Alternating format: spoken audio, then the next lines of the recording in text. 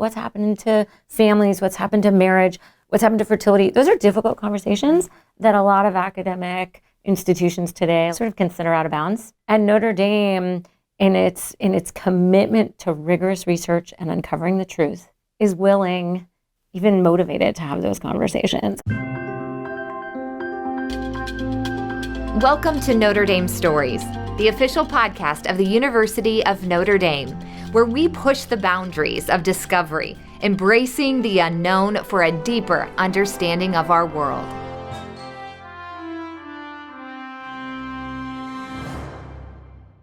Families are the foundation of society, shaping who we are, our economic circumstances, and the way we experience the world. Yet the American family isn't what it was 40 years ago. Almost a third of children in the U.S. are growing up in single-parent homes. To talk more about the reasons behind this trend and the ripple effects it's causing, we sat down with Melissa Kearney, the director of the newly formed Strengthening Families Research Initiative.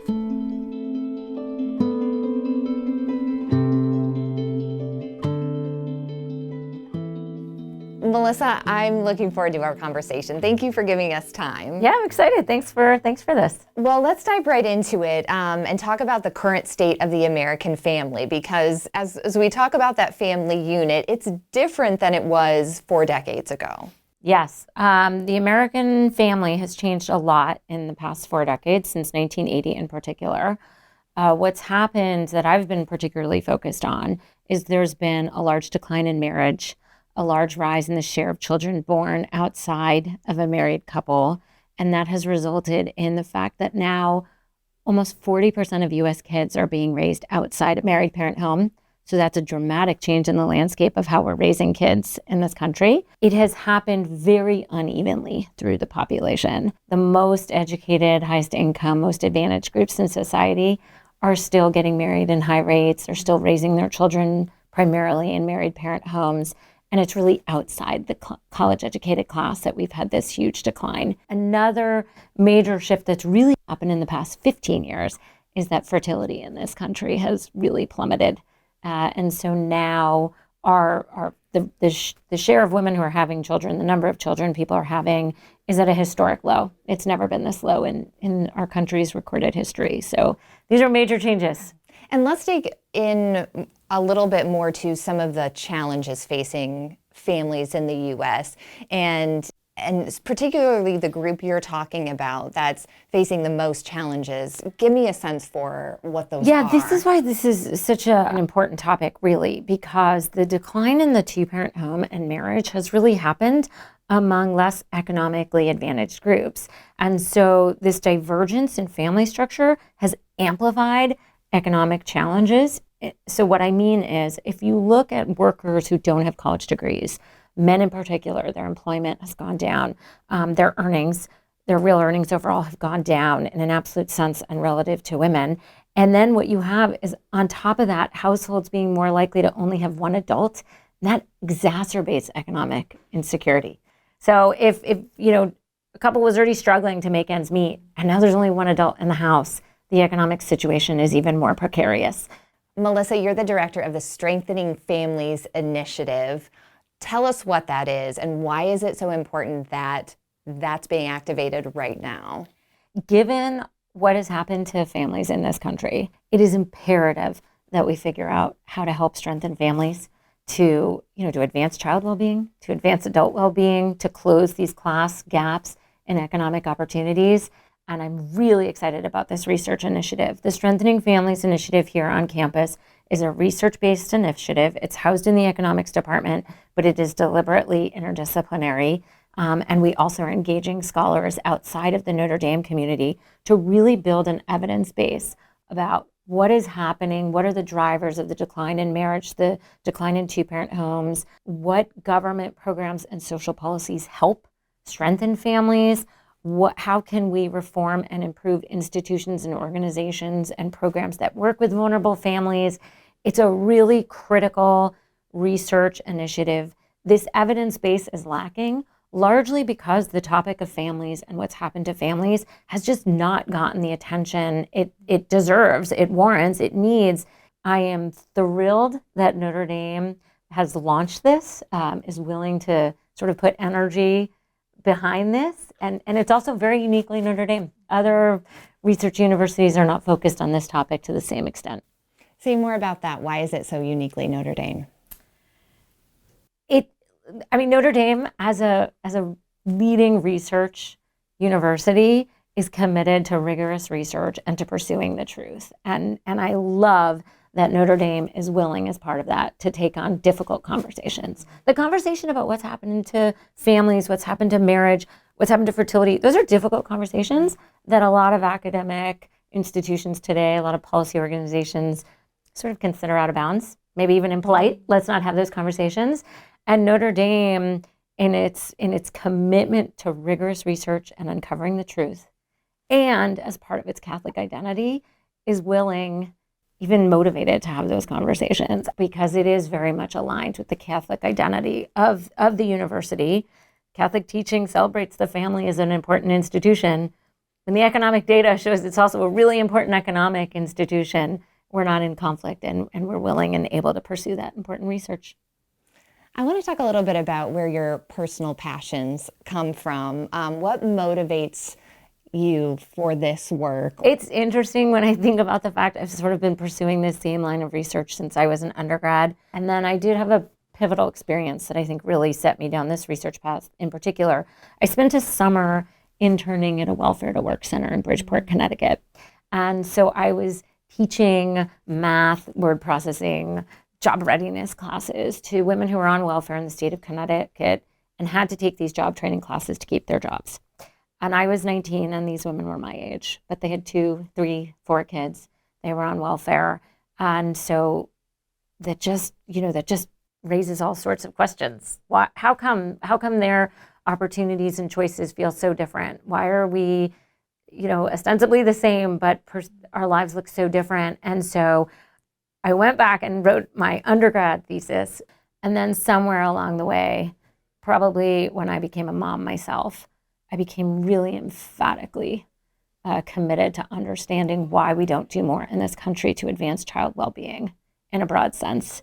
And as a mom, seeing how much I devoted to my kids resource-wise, knowing very well that other kids don't have access to that, once you see the inequities and the differences in opportunities and outcomes for kids, and you see how terribly under-prioritized children are in this country. And so I think what passionately drives me to do this research on families is a recognition that there's nothing more important we can do to improve child well-being and human flourishing than figure out how to strengthen families. I know for myself, I think daily about how hard it is to be a parent. And I have all the resources and all the frameworks for success. And it's hard every day for me. Is that part of it for you too? That looking at that inequity of and knowing the reality of just, this is hard work. This is really hard.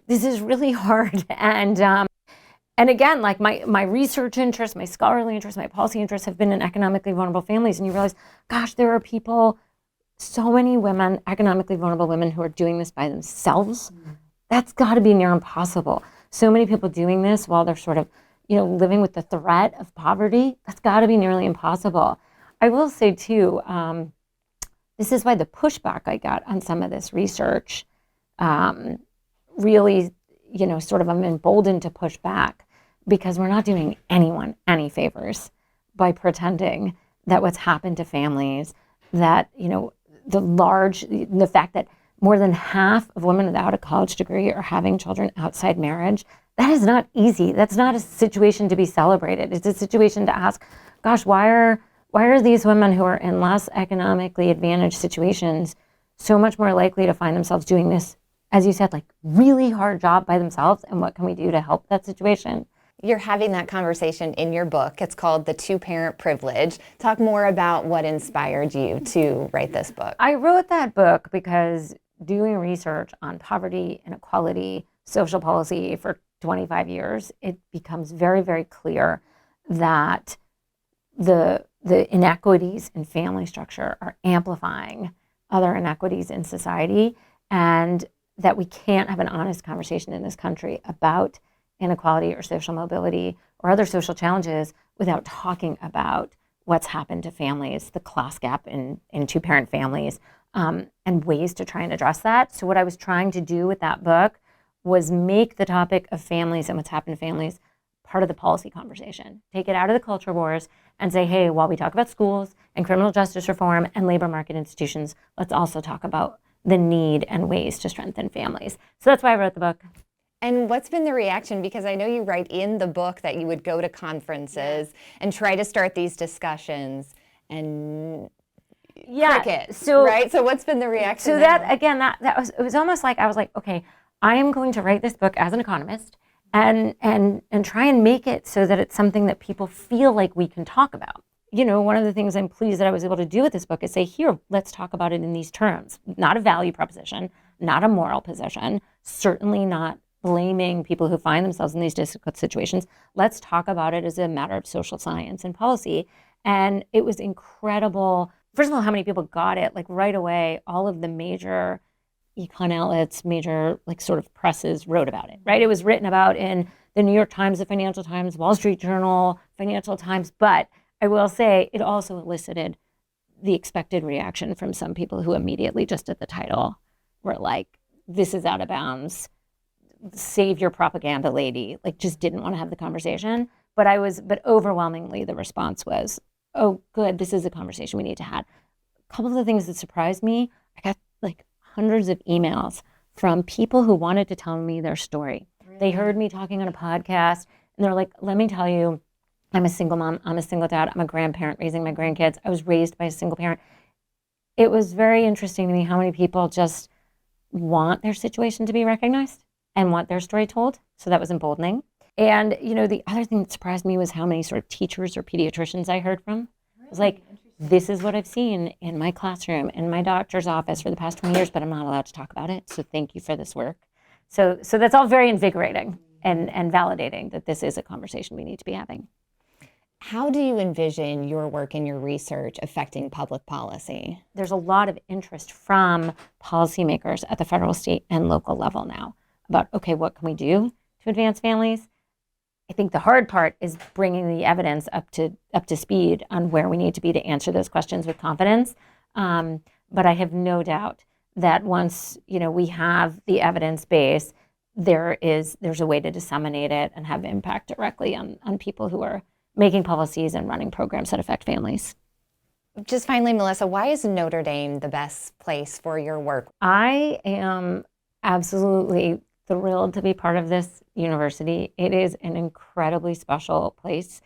For those of you who have been here a long time, I'm not sure if you've gotten used to it, but still when I walk on this campus, I am just sort of gobsmacked by the very tangible energy and commitment to doing research and to engaging in teaching in the pursuit of truth and goodness and promoting human flourishing. There's an energy, it's palpable. There's so much support from the university, from the broader community. It's just absolutely amazing, and I can't imagine a better university setting in the world, quite frankly, to pursue this kind of research. We're so glad you're here. Thank you for the conversation and the conversation you've started. Thank you. Appreciate your time. Thanks for joining us for Notre Dame Stories, the official podcast of the University of Notre Dame. Find us on stories.nd.edu and subscribe wherever you get your podcasts.